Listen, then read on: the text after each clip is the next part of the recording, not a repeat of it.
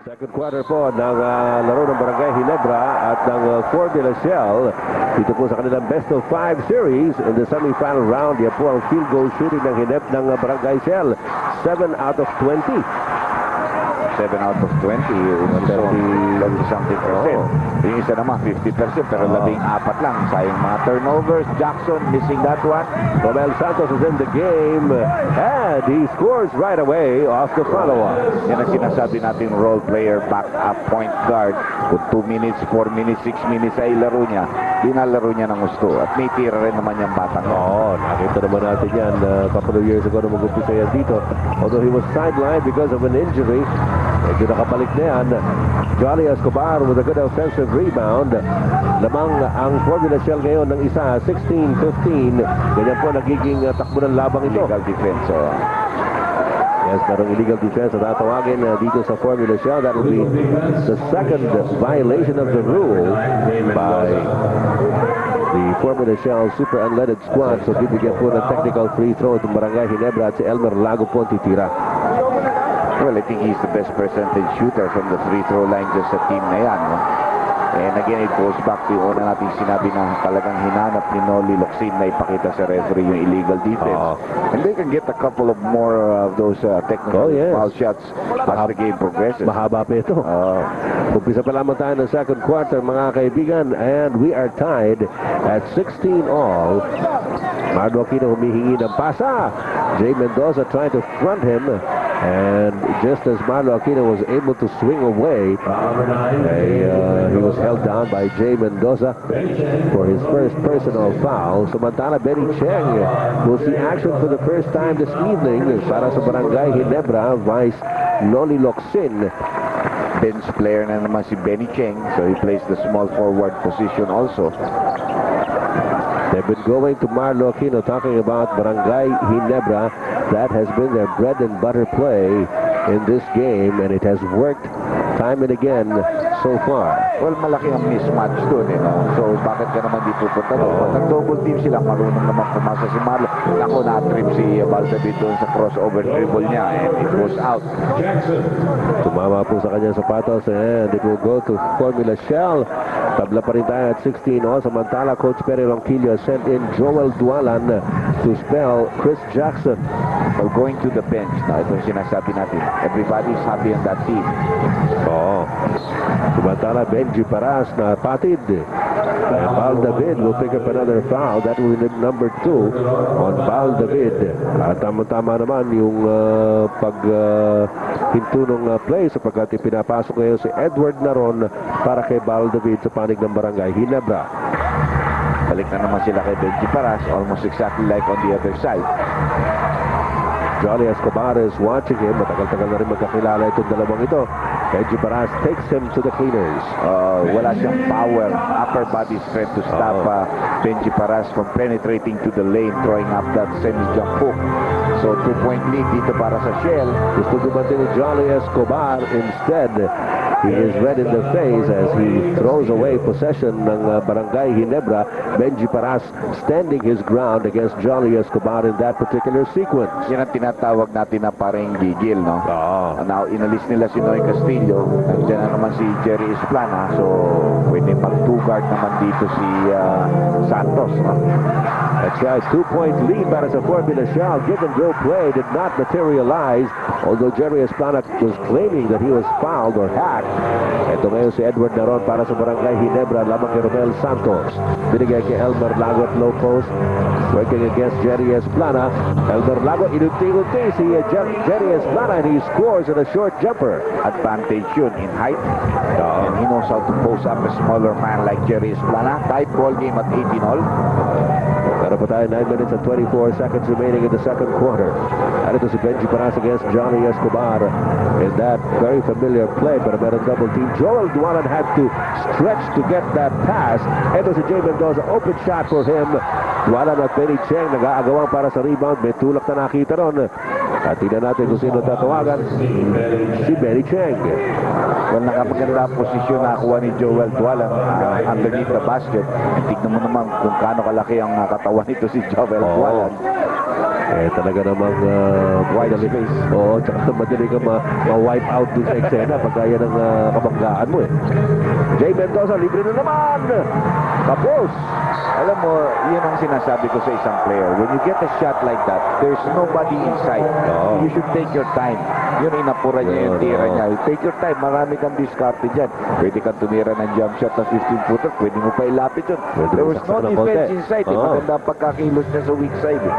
Medyo yun nga, nagmadali. Nanggigil ng bahagya at yun.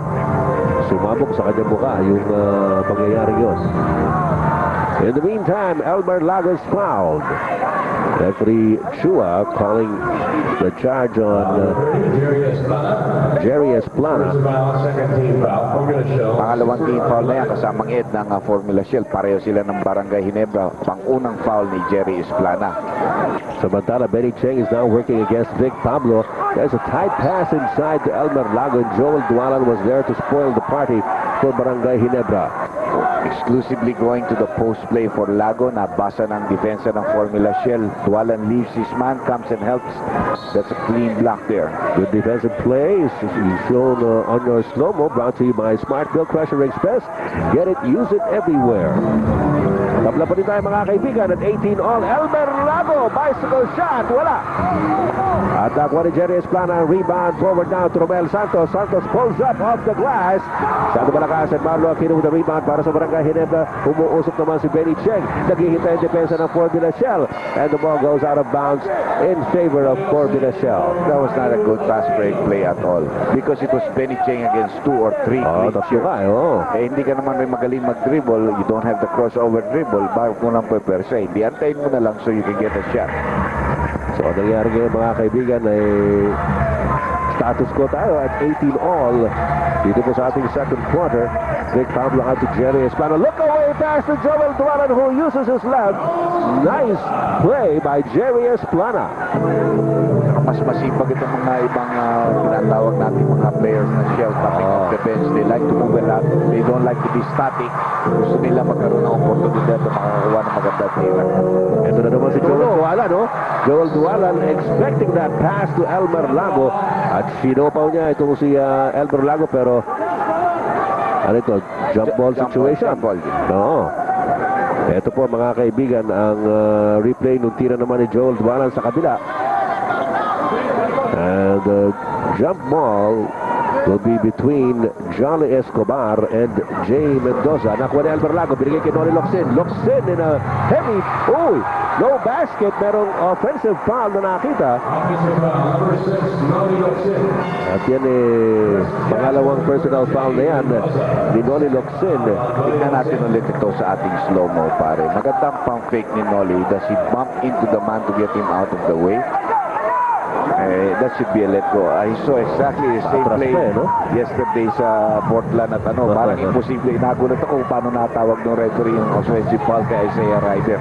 Almost exactly the same. Yun sinacharge na lang yun sa mga breaks of the game. Pero eto, si Jerry Esplana miss call sa kabila, so mas masakit yun, Dr. J.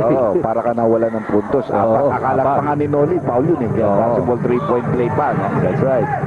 So ngayon, na 4 na puntos mo ang kalamangan ng Formula Shell at 22-18. Elmer Lago got away from Jerry Esplana and that was all he needed for that short jumper.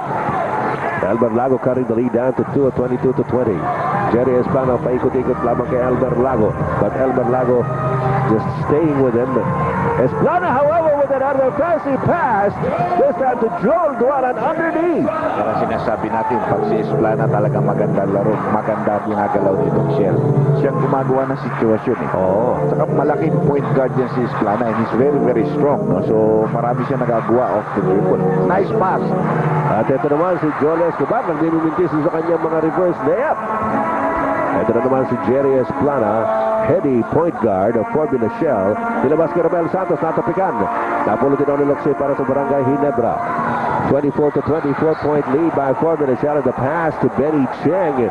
Hindi po nakuha Benny, it goes out of bounds again in favor of Formula Shell. Well, gusto mo talagang magkaroon ng fast-breaking game, running game, kung magaling ang mga receivers mo and you finish well. But if you're not good receivers, mas mabuti na siguro hawakan mo yung bola. 13 turnovers already for Barangay Ginebra, only 5 para sa Formula Shell. Namamagana naman yung mga numero ng turnovers ng Barangay Ginebra. This time, nasipa naman palabas ni Vic Pablo ang bola. So, turnover naman ng Formula Shell. Samantala, babalik agad si Marlo Aquino para kay Johnny Escobar sa panig ng Barangay Ginebra. 6 minutes and 3 seconds remaining in the second quarter. 4-point lead ng Formula Shell. We have a timeout by Barangay Ginebra.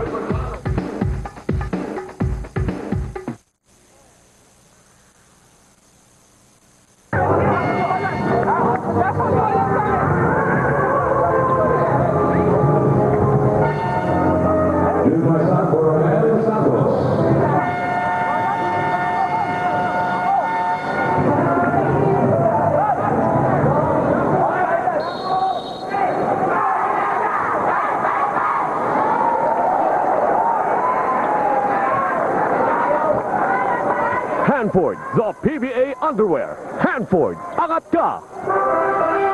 Kita agay gayam kita kamsat Northern Luzon. Kita Northern Luzon. Naimbag na rabi amin. Ito po yung mga kaibigan kasama sa Andy Howe. Ako po si Ed Pixon para sa Vintage Sports. At sa labanan ng Barangay Ginebra at Formula Shell. Elber Lago missing an appeal DP long distance shot. Nakuha ni Edward Naron. Lamang pa rin ang Formula Shell ng apat here in the second quarter. At 24-20 inside pass broken up by Chris Jackson. Well, basang-basa ni Chris Jackson yung inside pass ni Edward Naron. No? Ito na naman si Jerry Esplana. Going 1-on-1 against Naron. Meron namang illegal defense na tatawagin laban sa Barangay Ginebra. This will be their first call of that nature. So warning lamang yan at i-reset po yung ating 24-second shot clock. Samantala, babalik na rin si Benji Paras para sa Formula Shell at gayon din si Val David. Papalitan si Edward Naron. Pinalitan naman ni Benji para si Joel Dualan who gave a good account, gave a good account of himself in the minutes that were given him inside the hardcourt here in the first half. Esplano nakawala, not quite, pero merong foul. Nako, si Val David naman ba yun? I think so, yes. Oo, pangatlo na yan. Yes, in other words, masakit yung kanyang second personal foul kanina dahil nandun na si Naron para palitan siya. Inabot pa ng isang foul, so tatlo na yung personal foul ni Val David. And worse, ibigyan pa ng dalawang pagkakataon itong si Jerry Esplana. Lamang po ang Formula Shell ng apat, 24-20. And po ang averages ni Jerry here in this conference. And a very solid player para sa Formula Shell. Uses his head. At alam na alam niya kung paano bigyan ng magagandang sitwasyon o gawan ng magagandang sitwasyon ng kanyang kupunan sa loob ng hardcourt. Yan, sunod-sunod na rin dito. We expect, I think, here in the last 5 minutes and 10 seconds, medyo mga starting 5 players na nandyan. Tingin ko, tataas ng score dito konti. No? Medyo mababa yan for 1.5 quarter. Pero po man, Formula Shell trying to ang gandang tira ni Val David using his left there, protecting the ball. Yeah, he's only a 5'9 player but he's giving us some highlight films. No? Hindi naman talaga tank, pero tignan mo naman yung pagkatira nun. Picture perfect. Ito naman, exclusively on the other side. Nag-umpisa sila kay Jerry Esplana. Chris Jackson with a power move there. Nakita niya si Val David lang harang sa kanya. Kanya naman rumaragasa itong si Chris Jackson as he went up for that shot and gives Formula Shell another 6-point advantage at 28-22. Meron pa tayong 4 minutes and 21 seconds remaining in the second period. Ayan na naman, naagaw na. Picked off by Jerry Esplana, pero nabalik na naman kay Val David, but he steps on the sideline. Medyo inaalat-alat itong Barangay Ginebra dyan sa eksenang yan, Dr. J. Ito yung magandang tira naman ni Val David using his left. Yan sinasabi natin, picture perfect. They have to replace Val David because he has 3 personal fouls. Na nagulat siya, alang kay Dick came in, so no natural point guard dyan. Pero pangatlong foul na ni Val David nung nakaraang foul na binigay niya kay Esplana. That's correct. Samantala si June Marsan is also in the action or in harness here for Formula Shell. Vic Pablo libre. Ito na yung sinasabi natin. Yung balik ng Seco, yung first five ng Shell. At saka, well, I expect the same also for Ginebra. Sa kasalukuyan, lumobo na itong kalamangan ng Formula Shell to 8 points at 30-22. Noli Locsin, labang kay Chris Jackson. Nilabas kay Alan Kailig, balik ulit kay Noli, natapikan na naman. Uy! Si Paul Sibal. Loose ball, si Alan. Alam na niya. Alam niya kung ano ginawa niya. But he tried to get the ball back and had to push off to be able to take possession. Yung mga reflex action na ganyan, kung minsan, talagang hindi mo mapipigilan yan. Samantala, pagkakataon ito para sa Formula Shell to give themselves a double-digit advantage in the game. They're up by 8. Vic Pablo makes it 10. Para I can read this team, you know, basta ito hindi mo kinontrol ang kanilang individual shooting sa perimeter, mahirap kang talunin itong Shell. And they've done 4 trips down on the offense. They've scored all 4 trips. Ito naman ang mga turnovers na ayan, pinagsasamantalahan yan o sinasamantala ng Formula Shell.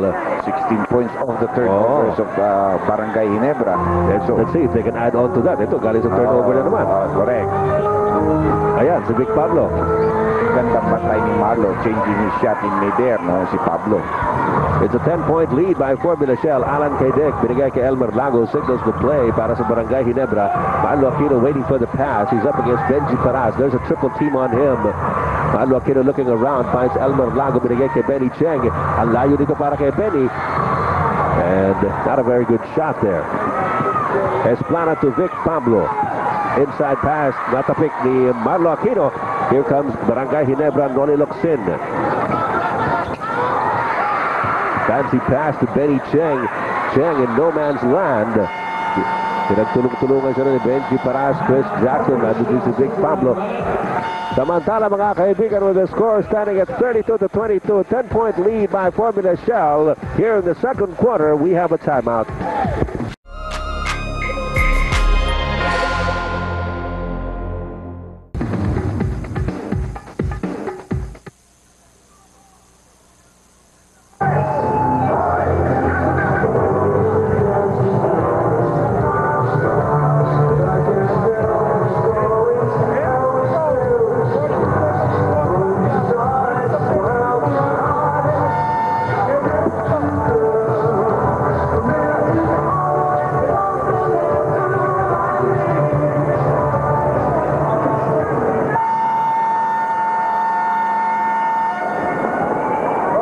Back into the game with Dunkin' Donuts.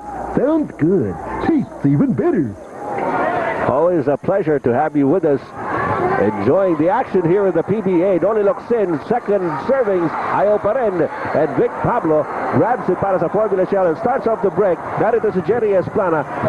And Alan Kaidik getting that basketball into the hands of Benny Cheng. Fast and furious action here between Barangay Ginebra and Formula Shell. Lamang po ang Formula Shell na 10. 32-22 here in the second quarter. Alan Kaidik, double teamed. And here comes Chris Jackson. Well, 2 out of 10 ang Ginebra dito sa last 7 minutes. Only 20% shooting. May kasama pang 7 turnover. Naku, masakit sa kanila. Kaya 22 pa lamang ang score nila. 32 ang Formula Shell. Pero pa tayo 1 minute and 44 seconds remaining in the second quarter. Noy Castillo, binigay kay Vic Pablo. Pablo going baseline against Marlo Aquino, and he will be bumped by the skyscraper. That's 2 free throw shots dahil nung pinangga ni Marlo, pa-reverse layup na naman si Victor Pablo. You know, Barangay Ginebra is having a little problem setting up their plays. They're seeing no good shots. And with Valdevit sitting on the bench, lalong nako-compound yung kanilang problema. Dahil yung backup niya si Edward na ron, talagang parang hindi rin kumpiyansado maglaro, no? Yun ang naging... Parang nag-aalangan no? Oo. Nagugulat ako ba't hindi pa nagagamit dito si Valera, si Boy, no? Dahil Boy Valera, medyo, they need a spunk like him, a spunky player like him, no? Medyo yung konting energy na parang naubos na yata nung nakaraang week. Diba yung adrenaline, baka naubos lahat dun eh. Kaya hindi pa sila, they haven't gotten over that victory. Parang hindi nila mapaniwalaan. Kaya mababa ang kanilang laro dito sa first half. But tignan natin if they will be able to pick up on that particular department. Sa kasalukuyan po ay lumamang na ng 12 puntos itong Formula Shell. Napako yung Barangay Ginebra sa 22. Kanina 24-22 yan eh. Yes. So it was like a 10-0 run there. Samantala, Elmer Lago covered. Marlo Aquino inside. Off the glass. That's what he likes to do. And that's a 3-point play in the offing for Marlo, who had 10 points in the first quarter. And this is his first field goal here in the second quarter. Which is almost at its end with only a minute and 20 seconds remaining in this period. Marlo Aquino, and one. So, alam naman natin, hindi naman really big scorer ito si Marlo, but he likes to score when it's needed. oo. At saka pagka yan ang umi-score, talagang naririndi ang kalaban eh. Dahil he does it with a lot of aplomb. At nadadala yung barangay crowd eh. Alam naman natin kung gaano kalaki ang Barangay Ginebra crowd. Then you add a little bit more energy to your teammates. Correct, oo. It rubs off, sabi nga nila. Ito si Vic Pablo, lamang kay Marlo Aquino. Vic Pablo goes up. Matindi talaga ito si Vic Pablo. What a second quarter Victor Pablo had. 8 points in the last few minutes that he came in. A total of 14 now in the ballgame. Benny Cheng trying to travel all the way to the hoop, but is fouled. Wala pa rin sa penalty ang Shell, so side court throw in lang. Hindi naman act of shooting, ano? Pero pa man, ang kalamangan po ng Formula Shell ay 11 puntos at 36-25. Less than a minute to go here in the second period. Inbound by Benny Cheng to Elmer Lago. Lago inside and out. Donnie Locsin's pass deflected. Bola na Ginebra yun. Oo. 17 seconds on their shot clock. Sa ating pong mga kababayan dyan sa Batangas, Laguna at Quezon, abay, magandang gabi po sa inyong lahat. Malapit na po mga kapistahan dyan, lalong-lalo na yung San Isidro, dyan sa Lukban at sa Sariaya. Maligayang kapistahan po sa inyong lahat. Hindi tayo makakapunta, parang hindi, dahil sa Sabado na yun eh. Ganun ba? Oh. Ito, alang kayo, ang layo rito. Wala. Reggie Paras. Off to Vic Pablo. Meron pa tayong 24 segundos. Nananarabi dito sa ating second quarter. Mga 5 segundo differential between game clock and shot clock. Vic Pablo hanging on para medyo makapatay-patay ng oras dito. And he shoots over Marlo Aquino again. Chris Jackson doing a valiant job underneath here para sa Formula Shell, pero merong foul na tatawagin on Elmer Lago. Medyo nasa penalty na dito ang Barangay Ginebra, so 2 free throws coming up here for Chris Jackson, who hasn't scored I think in this ball game, no? Well, Chris Jackson will try and score from the free throw line. He had 2 points pala kanina on that follow-up shot. No, sa and look at his averages. Conference. Pero sa quarterfinals, he was averaging in double figures. Also 10 points a ball game and 18 rebounds. So, mabigat na contribution niyan binibigay ni Chris Jackson. Pero ngayong gabi, medyo hindi siya ganun kaano sa rebound dahil iniintindi niya si Nolly Locsin. Binabox out niya yan eh. Samantala split charities by Chris Jackson. 3 seconds left in the second quarter. Vic Pablo right on top of Elmer Lago. Pero may oras pa pare, 1.4 seconds pa rito. Pero matinding blanca yun, ginawa ni Vic Pablo na fast break. Eh, nakita natin humakarurot ito si Elmer Lago. Pero talaga namang determinado ito si Vic Pablo na sugpuin yung binabalak na Elmer Lago. And he was indeed very successful with that impressive shot block. So a 20-second timeout is called here by Barangay Ginebra to map out their plans in this last 1.4 seconds of the second quarter. They're behind by 12 at 37-25. Kaya po ay bahagi lamang ng napakalaking crowd na nagsipunta na naman dito na dumagsa po rito sa ating Big Dome sa Cubao, Quezon City. As usual, yung mga mamamayan ng Barangay Ginebra ay talaga namang ipinakikita nila ang kanilang pagsuporta sa kanilang kupunan. Kung ako si Coach Rene, papasok pa ito si Baldabi dito sa 1.4. Hindi, Miraculous shot. Yun din man lang master ang specialty niya, no? Ay, ito, marunong din niya si Alan Kaidik. Wala. At that time, however, medyo nawala sa diskarte dahil he had to change his shot. At maghahabol po itong Barangay Ginebras. Pagpasok natin sa ating second quarter, Formula Shaw with a great second quarter here. Stretching that lead to 12 points over Barangay Ginebra sa pagtatapos po ng ating second period. Kaya po ating score, Formula Shell 37, Ginebra 25. Magbabalik po tayo.